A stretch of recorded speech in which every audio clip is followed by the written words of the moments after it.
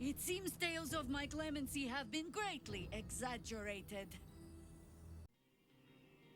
Hi, it's Albert1975 and welcome to Last Light In, where everyone who's anyone in Baldur's Gate 3's storyline from Act 1 is.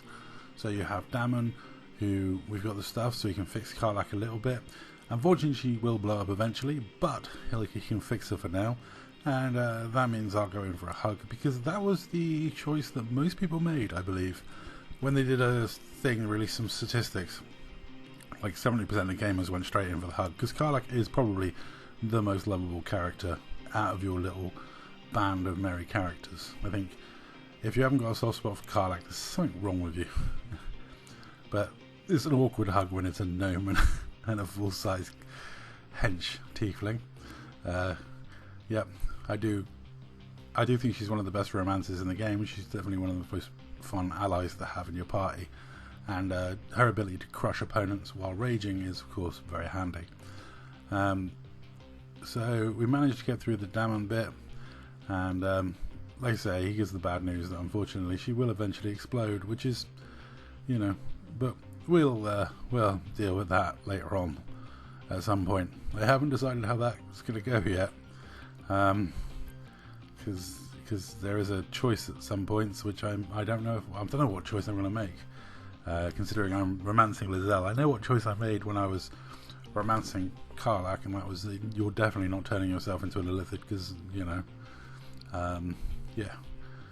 not on my watch anyway. I'm not dating Karlach to have her turn into a squid head. But all in all, it's great that this unlocks some more of her storyline, and that's cool. I also get to meet my favourite NPC in the entire game. I love the Mysterious Oxen. The Mysterious Oxen is one of my favourite characters to run into, and the amount of dice rolls I waste on these irrelevant things, but the Mysterious Oxen's backstory is interesting, the character's interesting, and if you've ever brought him to the final fight, he's a menace. He's an absolute beast, and you can only have to look at his immunities in Act 1 to see that he's not quite all he seems to be. But yeah, he's not going to tell me yet, and got a long way to go with his storyline to finish it off, and he is one of my favourite characters. So are the other Oxen, actually, to be honest. I'm glad they survived from Act 1 by running through, and so then we get inside. So the kids all made it, and they're still trying to rip people off and make you buy rubbish, but I'm happy to buy keys and weird materials from them, and they've got some useful stuff actually to sell this time. So the further you go with these guys, the better and better their stuff gets. So that's not a bad thing. Then it's the sad story of the tieflings and how they didn't make it very far before Zevlor got taken and they all got fell upon by the Moonrise lot. So out the frying pan into the fire for the tieflings. So rescuing tieflings from Moonrise is now a high priority. I mean, the tiefling storyline gets worse and worse. It's not surprising. Forgotten Realms is not a nice place. It's got to be said, Faerun is probably one of the worst realms in D&D. Literally, it's always kicking off. It never stops. It's always hideous. I'd take Dark Sun over Faerun any day. At least in Dark Sun you can see the enemy coming from a long, long way off. But yeah, in Faerun anything can happen at any point. So I can't wait to play a Dark Urge playthrough and have her in my party now. I think you can do with all the patches and changes they've made. And then I don't know if I feel sorry for the annoying wizard or not. He is such an arrogant prick that I feel partially sorry for him that the nicer members of his family have been taken hostage in Moonrise, leaving just him, the annoying dick, as the one not taken. If it was the other way around, I probably wouldn't bother saving him. But as it's that way around, I will certainly try and save his family. But it's one of those things. A lot of dice rolls, a lot of social interaction, but as you can see, everyone is here. So this puts weight and pressure on that fight. If you lose the fight, you lose access to all these NPCs. All these NPCs die. and turn into Shadow Spawn immediately. Only Jaheira, I think, is the only one that doesn't just instantly die. So it puts a lot of pressure on that fight, and you don't even have to lose the fight. All that has to happen is, if she gets paralyzed, yeah, she gets taken and captured, and that's it, you lose. So, you know, it's an awkward one, and it's a high pressured fight, you know, and it's very easy to lose. I mean, it's one, she gets hit, she fails one saving throw, and lo and behold, she's being carried off. So yeah, that fight's incredibly dangerous, and as you can see, so many parts of this game suddenly become lost to you. There's the mysterious unconscious guy, which leads to an entire side quest of Halcyon. There's Florix here, which leads to an entire side quest in Baldur's Gate. So masses of side quests are dependent on this one fight you have at Last Light Inn. It's, I mean, like I said, it's not a difficult fight. It's not a difficult encounter, but it is one that you can easily mess up. I think the storming of Moonrise can be a tougher engagement, and yeah, I mean, there are some very particularly difficult fights that you can take on in Baldur's Gate 3, but I think this is the biggest potential failure you can have in Baldur's Gate 3, i.e. the most stuff can go wrong from this one fight. I mean, obviously there's a lot of fights that, you know, you lose, this game over, but this one you lose, and you just lose a brevity to the game, a depth of characters that you can meet and have fun with, you know, which, to be honest, is a dark urge. You might just want to like lose, just so you wipe out all those annoying side characters so you don't have to deal with them. Yeah, very interesting. It's a very, very interesting place where everyone gathers Last Light Inn. So yeah, it is the one sanctuary, and it's not just, I mean, you know, we've still got other characters that we haven't even run into yet. You got Mole, one of the more interesting cats that you get to talk to, and yeah, you lose access to all of that just if you let Isabel get paralyzed once.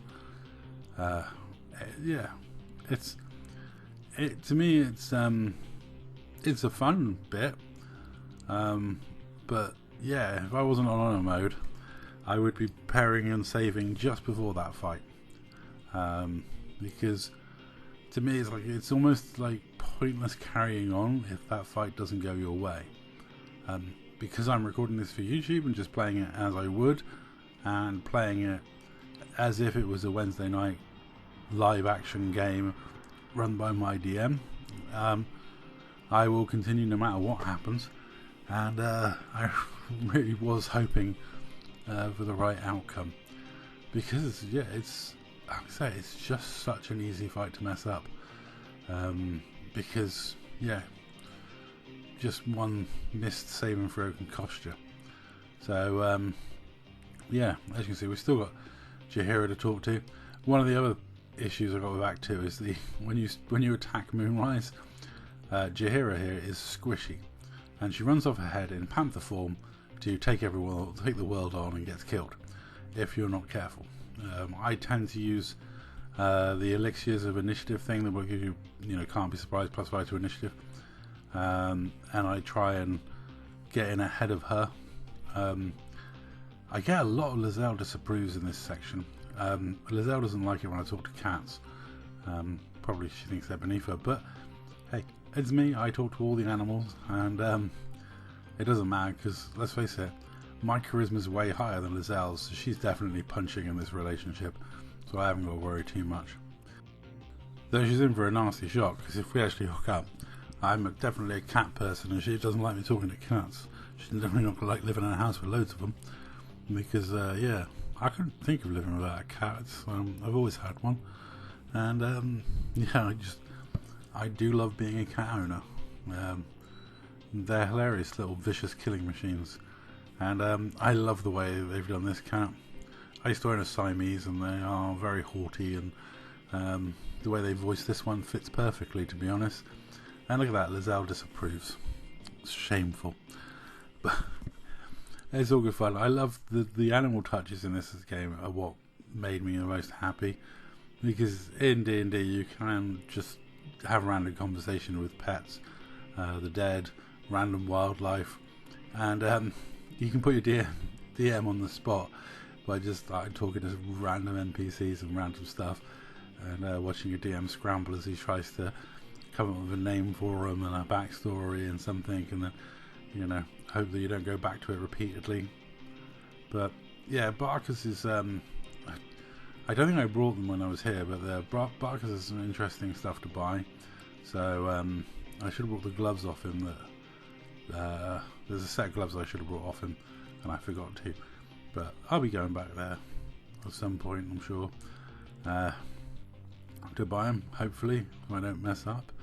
I do help Mole with her chess game, though I fear her relationship is not going the best with Raphael. Raphael being my favourite villain in this game. He's superb. His section, the House of Hell, I've said before, is my favourite section of the entire game. His boss fight is my favourite boss fight, even though it's not the most difficult. The musical score alone is brilliant. So anyway, time to take a quick break, and we'll take on that really difficult fight. So we're going to take a pause to take a quick look at what you guys sponsor. With your guys' views, you help out Big Red Rooster Cockerel Rescue, helping out cocks of all sizes, all shapes, and for the love of the cock, keep watching so we can raise money for this lovely little animal rescue and save birds, my little co-pilot here. Now, coming into this fight, I do have Lizelle all bloodlusted up on a bloodlust potion and giant strength Karlach. This is definitely the time to throw everything out you can. One of the things I'm going to do as a bard is bardically inspire her as often as possible, so she can take the bardic inspiration on her saving throws to try and help out, try and mitigate saving throw plus bless. Do as much as I can to make her pass those paralysis saving throws, because that is the big problem. And let's skip ahead. I think he basically betrays everyone for a set of wings, which is kind of pathetic. He should have asked for more soldiers though for this bit, because yeah, you'll see when it comes to a bloodlusted battle master fighter, they are brutal, and a giant strength Karlach, that's very, very brutal. And yeah, so Mole gets taken, which is odd, because the whole Mole getting taken here and then reappearing in Baldur's Gate, it just, yeah, it's a bit odd. Deal with the devil type thing comes into play, but you don't really, it's not really spoken of. I can't believe I'd actually just realised I don't have my cloak on, which was bad news. So I'm just having a look here for my potion of speed, which I should have realised is the ones that I've got loads of. There you go, 15. And this means that I can get Shriek on the go immediately, because that's good debuffing. And then, I want to take away his attacks of opportunity, because the less attacks of opportunity the better, because yeah, the last thing you want is something going wrong because of an attack of opportunity. And yeah, he on the other hand gets covered by a couple of attacks of opportunity before doing his necrotic thing. And let's time to rage, and you'll see, like, coming into this, I don't like the fact you got to use a bonus action for the soul coins, because you got to use the bonus action to rage, so it kind of is difficult. But try and get a backbreaker off. Daze him, concuss him, do everything you can to try and stop him. And you see already the damage that has happened. And we have a couple of attacks of opportunity on these guys as they come past. And like I say, her saving throw is pretty high at the moment, so she manages to survive the paralysis, which is great, because that's not good. And then Hunter's Mark on him, come in, trip him up, and totally wreck his face. And like I say, because she's killed him, she now bloodlusts. That's brutality, then action surge, and then that's brutality. It is, yeah, like I say, that's what you get for a bloodlusted go, and then quick blinding.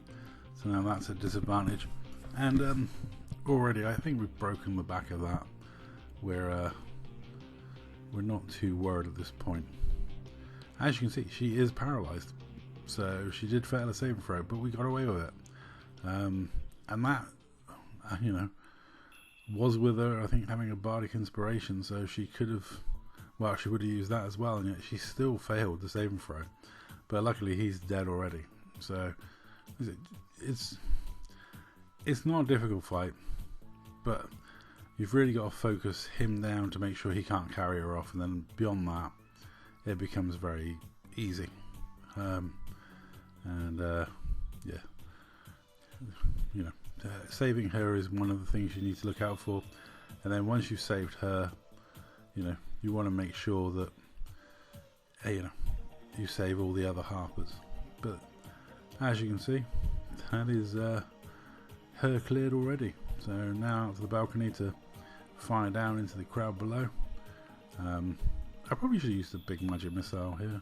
Yeah, could have done a bigger one, but the freebie one's okay. And then add some reverberation for funsies with me crossbow bolt. And then I love having a giant strength Karlach, because she literally just what she can do in terms of movement. Like, just watch this. Dush.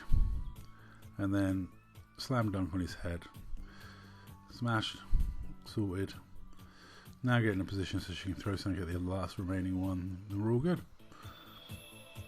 You know, she is just a savage, and yeah, it doesn't take a lot.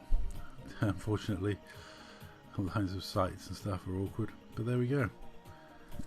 All done, all safe and secure, and that's all for this episode, really. Like I say, just kill him as quick as you can. And hope she doesn't get paralyzed before he goes down. In this case I was able to do that, but like, it's so easy for her to fail the paralysis. If you want to do it easier, you want to be a paladin, because in his aura everyone gets a bonus to saving throws. Like I say, I use Bless and Bardic Inspiration to try and make sure she passes the saving throws, but my tip is just kill him as quickly as you can. And as you saw, Bloodlust on your fighter, Giant Strength on your barbarian, good to go. Bloodlust is such a good potion, way better than potions to speed, because it doesn't have the cool off time. Anyway, that's all. Thank you very much for watching. I'll catch you in the next one.